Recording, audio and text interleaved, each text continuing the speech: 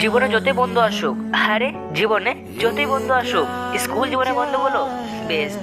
School জীবনে বিদায়বেলা বুঝে দেয় আসলে তারা কি ছিল। জীবনে যতই ভালোবাসা আসুক, যতই ভালোবাসার মানুষ আসুক, আরে যেই বা আসুক, সকলে আস্তে আস্তে ছেড়ে চলে যাবে, কিন্তু আসল বন্ধুত্বের ভালোবাসা জন্মান্তর পর্যন্ত থাকবে।